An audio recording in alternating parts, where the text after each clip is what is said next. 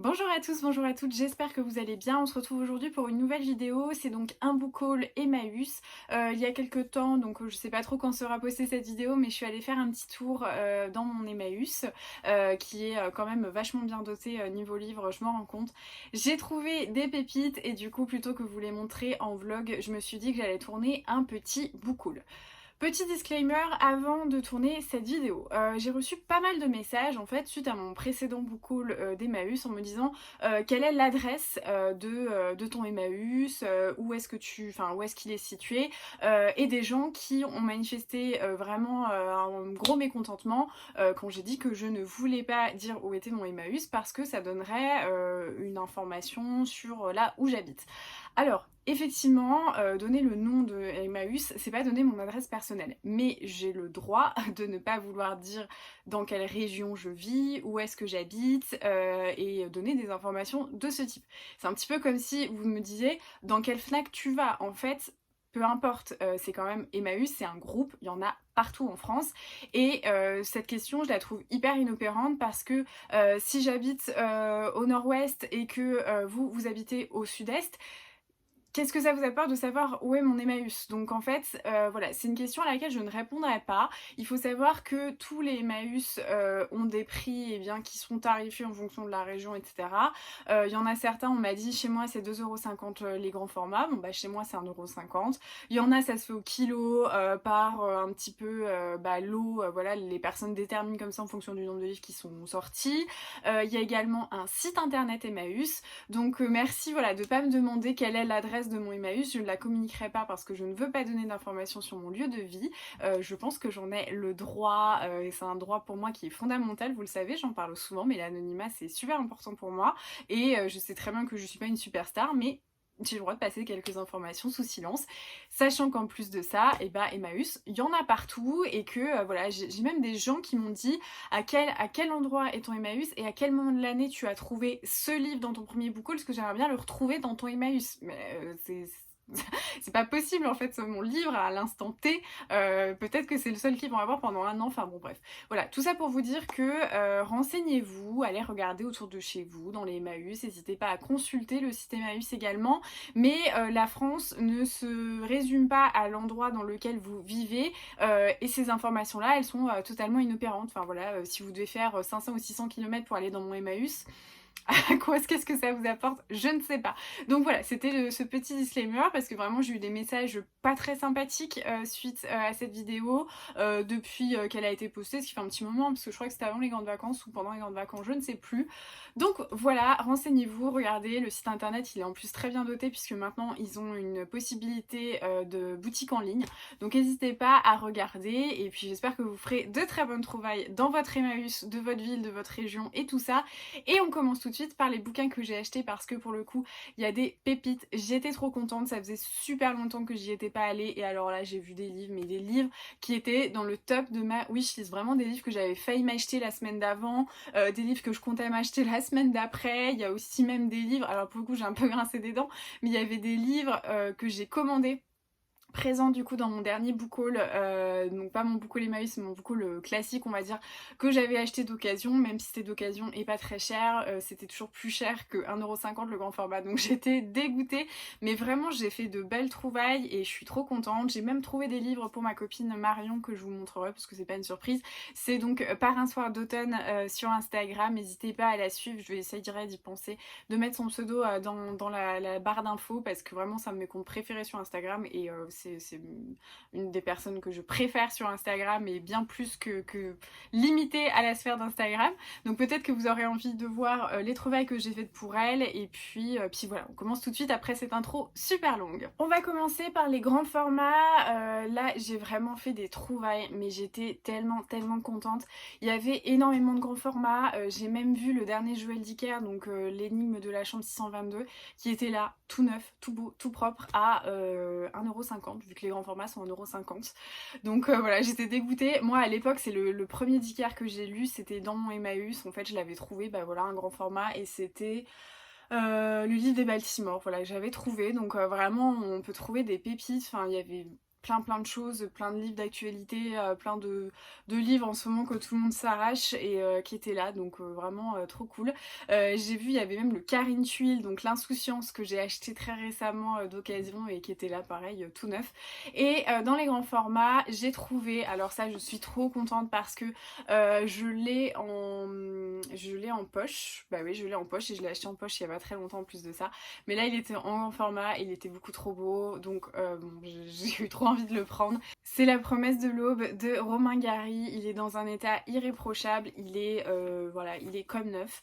Les pages sont presque pas jaunies, mais bon, moi ça c'est quelque chose qui me dérange pas forcément, surtout quand j'achète d'occasion, je me dis ça fait partie aussi du truc. Voilà, il est dans un super état. La promesse de l'aube, c'est une relecture que je vais faire pour mon challenge de l'empoche classique. Je sais pas si vous participez à ce challenge, mais voilà, moi j'ai été un petit peu dégoûtée de cette œuvre avec tout le remue-ménage qu'il y a pu y avoir avec le film. Moi souvent ça me... Je vais pas dire que ça change mon avis sur le livre, mais des fois voilà, j'étais un petit peu lassée de Romain Gary vu que tout le monde en parlait. Et là j'ai bien envie, avec la distance que j'ai pu avoir, retourner un petit peu du côté de son œuvre. Et voilà, donc je l'ai vu, 1,50 €, j'ai craqué parce que franchement je me suis dit ce serait bête de passer à côté. Ensuite j'ai trouvé Un Jean d'Ormession, je dirais malgré tout que Cette vie fut belle, que j'avais prévu de m'acheter en poche, j'avais très envie de le lire. Et là il était en grand format, alors je sais pas si c'est la même personne qui les lit et qui les dépose, mais à chaque fois que je vais à Emmaüs je repars avec un grand format de Jean d'Ormesson. La dernière fois c'était... Oh, j'ai perdu le titre, bon bref, j'en trouve à chaque fois en fait des Jean d'Ormesson et... voilà, j'ai bien envie de le lire celui-ci. Je comptais... Ah tiens, il y a même une personne qui a laissé son marque-page. Voilà, les miracles de... les miracles de l'occasion. Voilà, du coup, il était pareil, en parfait état, même le bandeau est en super état. Donc je me dis, j'ai très envie de découvrir Jean d'Ormesson, ce sera l'occasion. Ensuite, j'en ai trouvé un et pour le coup, je suis super contente. Je pense que vous avez dû voir passer le dernier livre de Colson Whitehead. C'était... Nickel Boys, je crois. Alors peut-être que c'est pas du tout ça, mais en tout cas il a sorti un livre très récemment chez Albin Michel qui a fait beaucoup parler de lui. Comme vous le voyez, je sais même pas de quoi ça parle parce que je lis pas trop les chroniques, les romans, puis en plus de ça on l'a vu partout avec la rentrée littéraire, donc j'avais pas trop envie de m'y intéresser. Mais c'est un auteur que je vois cité assez régulièrement par des personnes que j'estime beaucoup, donc j'avais très envie de découvrir sa plume, de découvrir les histoires qu'il peut raconter, etc. Et là j'ai trouvé un Colson Whitehead, donc c'est Ballade pour John Henry, donc voilà, le côté un peu guitare comme ça, je me suis dit ça va parler de musique. C'est un NRF le monde entier, pour le coup j'ai pas fait exprès d'acheter que des grands formats NRF.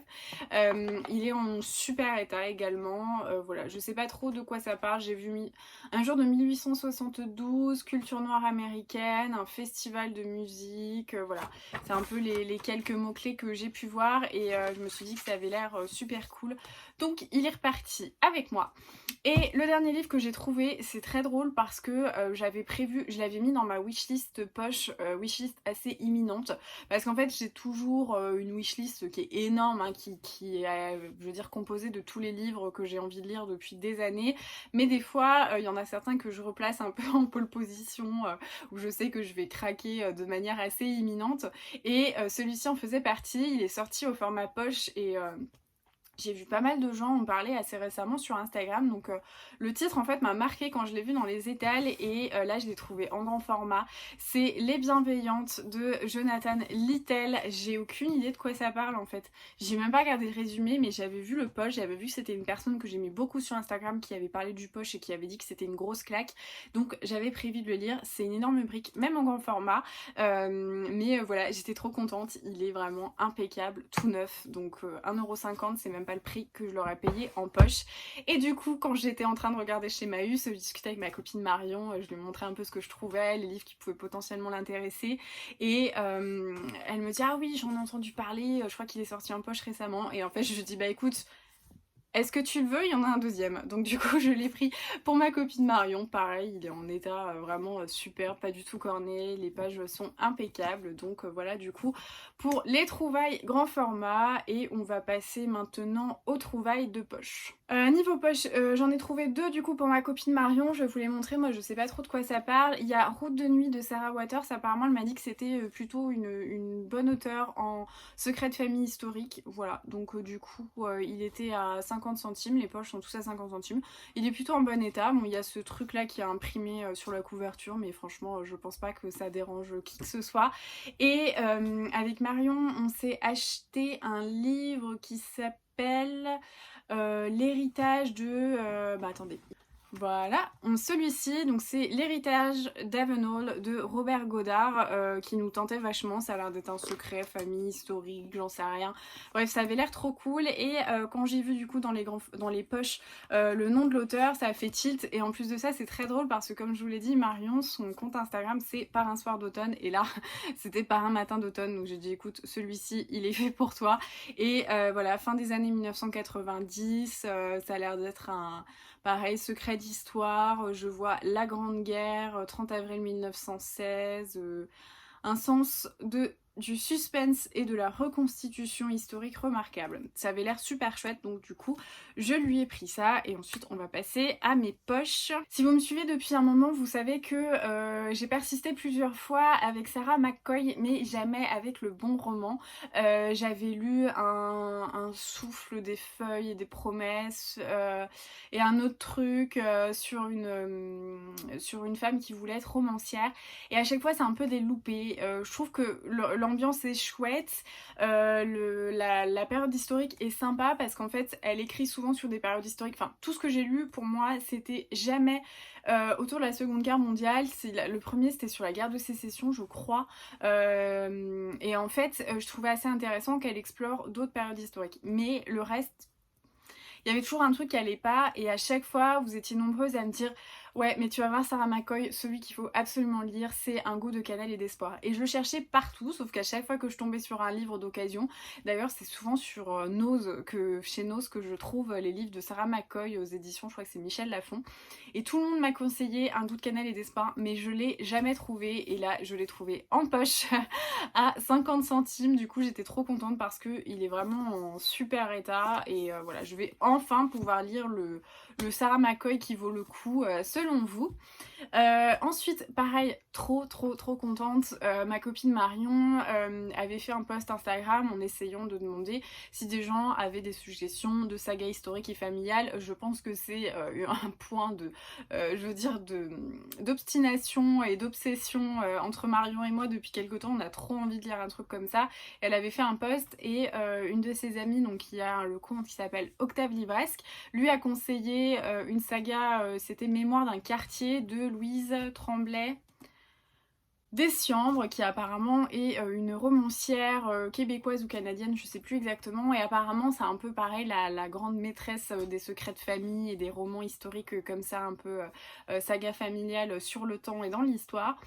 Et j'avais super envie de commencer cette saga, j'avais trouvé essentiellement à partir du tome 2 dans mon Gibert, et là j'ai trouvé un livre, c'est Charlotte, et ça a l'air d'être le tome 1 d'une saga, donc c'est Les Sœurs de Blois, donc j'ai vu, ça a l'air d'être voilà, période de l'histoire, Montréal, automne 1942, et l'histoire de 3 sœurs, donc je me suis dit que ce serait plutôt chouette de commencer, de découvrir la plume de l'auteur et son univers un peu littéraire par ce livre-là. Alors lui il est un petit peu mangé, mais franchement je suis pas trop regardante moi, parce que vraiment il part pas en lambeaux, donc s'il y a juste une petite pliure sur la couverture c'est quand même pas très grave, donc j'étais super contente.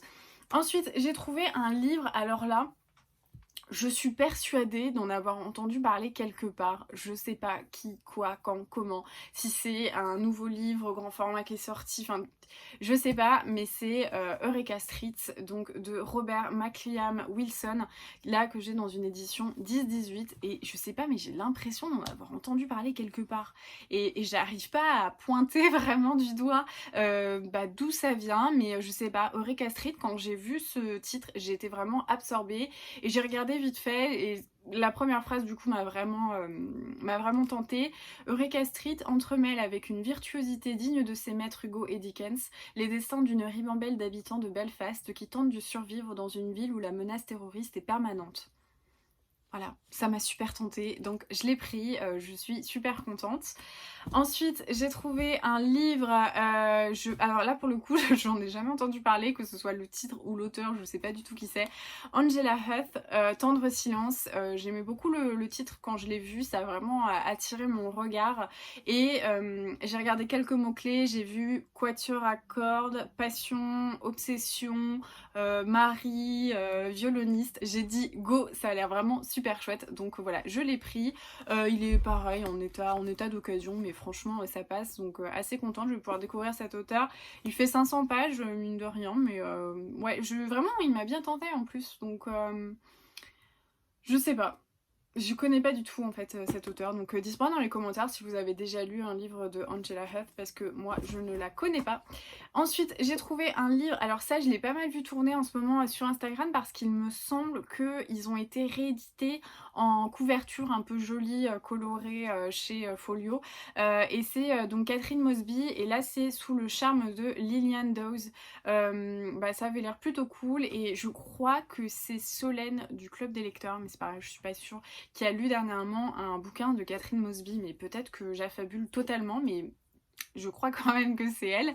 Et ça avait l'air super chouette, donc du coup je l'ai pris parce que servi par une prose raffinée, un roman d'apprentissage dans le New York des années 1950. Il en fallait pas plus pour me plaire, donc je sais pas, ça m'a fait un petit truc de petit déjeuner à Tiffany, je sais pas pourquoi, peut-être que je me trompe, mais voilà, en tout cas, il est assez court, il fait 300 pages et il me tente beaucoup, donc voilà, j'ai hâte de le lire. Et alors là, la pépite de ce book haul, enfin pépite, toute mesure relative. Ça fait super longtemps que je vois tourner cette saga. Je sais que Margot du compte Margot Liseuse en parlait énormément. À l'époque ça m'avait un petit peu intimidée parce que c'était assez gros, parce que c'était pas un genre que je connaissais beaucoup, et je me suis dit mais si j'aime pas quand même, c'est gros et tout ça. Et finalement je me rends compte que ça fait partie des livres que je préfère lire, les sagas familiales dans l'histoire et tout ça. Et Marion m'a dit que c'était cool, que les 2 premiers tomes, je crois hein, que les 2 premiers tomes elle avait adoré, mais que le 3e elle avait été un peu déçue, mais que ça valait quand même le coup d'être lu. Et je m'étais dit ah bah je verrai, voilà, j'avais bien envie de le lire, et j'ai trouvé le premier tome, j'étais mais tellement contente. C'est donc Gabrielle de Marie Laberge, la saga Le goût du bonheur, et alors là je suis tellement contente de l'avoir trouvé parce que à 50 centimes j'ai aucune hésitation, même si le tome 3 est un peu décevant, enfin voilà, je suis trop contente de l'avoir trouvé. Et globalement, c'est un peu tout ce truc du book haul, c'était que des bouquins que j'avais envie de m'acheter, donc je suis vraiment super contente de tous mes achats. Voilà, c'est tout pour ce book haul. J'espère que ça vous aura plu, que ça vous aura donné des idées de ce qu'on peut trouver dans les Emmaüs. Il faut vraiment prendre le temps de fouiner. Moi, j'ai dû y rester à peu près 1 heure, je pense, parce que il est très bien doté, il est bien organisé, mais on peut avoir aussi quand même on peut avoir en fait des surprises, parce que même si c'est rangé par ordre alphabétique d'auteur et par collection, donc vous avez les grands formats d'une part qui sont mélangés, mais vous avez poche pocket, poche livre de poche, poche folio, poche 10-18 et tout ça. Parfois il y a des livres qui sont dérangés parce qu'ils n'ont pas le temps forcément voilà, et puis pas l'œil aussi de vérifier tous les soirs que tout est bien rangé par ordre alphabétique. Ce qui fait que il faut tout regarder, chaque dos de livre, et ça prend beaucoup de temps. Donc effectivement c'est un peu fastidieux, mais vraiment ça vaut le coup, parce que, ah oui, donc du coup, pour tous les livres que je vous ai présentés, j'en ai eu pour 11,50 €. Voilà, donc je pense que c'est assez édifiant, sachant que là, j'ai un livre de poche, il coûte 9,90 € quoi, donc c'est pour vous dire à quel point ça vaut le coup. Donc n'hésitez pas à regarder s'il y a des Emmaüs dans votre région, autour de chez vous, parce que ça peut vraiment valoir le coup. Moi, j'ai pas encore regardé le site internet avec donc le shop en ligne, donc la boutique en ligne, parce que voilà, c'est vrai que moi j'aime bien aller en boutique, et puis vu que j'ai l'occasion et voilà, c'est pas très loin de chez moi, je peux prendre le temps de le faire. Mais n'hésitez pas à regarder, parce que vraiment on trouve des pépites, et voilà, je pense que c'est un exemple, voilà, le dernier d'Iker, mais il y avait vraiment tellement de trucs que les gens disent, que je vois souvent tourner. Par exemple, il y avait beaucoup de livres de Virginie Grimaldi. Je sais que elle est assez lue. Il y avait beaucoup de ses grands formats. Il y avait vraiment pas mal de choses très actuelles. Et n'hésitez pas voilà, à aller regarder, fouiner, farfouiller. Moi, j'adore. En plus de ça, c'est vraiment mon petit côté, comment dire, ça me réconforte parce que vu qu'on a pu les vides-greniers en ce moment et que moi, j'adore acheter et aller farfouiller en vide-grenier, bah voilà, ça me fait mon petit côté brocante et on fait des super affaires. Donc n'hésitez pas à regarder autour de chez vous et dites-moi dans les commentaires si certains livres vous intéressent, si vous avez déjà lu certains livres, parce qu'il y a certes des livres qui sont sortis récemment en poche, mais c'est quand même somme toute des vieux livres. Donc n'hésitez pas à me dire si certains ont déjà intégrez votre pile à lire, votre wishlist si vous les avez déjà lus, enfin bref. N'hésitez pas à me laisser un petit commentaire, à mettre un petit pouce, à vous abonner et à partager cette vidéo sur les réseaux sociaux, notamment story Instagram, où je vous reposte toujours, je vous mets un petit cœur et je viens souvent papoter avec vous. Donc merci encore pour tout votre soutien, de partager tout ce que je fais, c'est grâce à vous que ce compte vit en fait chaque jour, sinon ça servirait à rien. Et voilà, donc merci beaucoup, je vous fais des gros bisous, je vous souhaite de très belles lectures et je vous dis à très vite.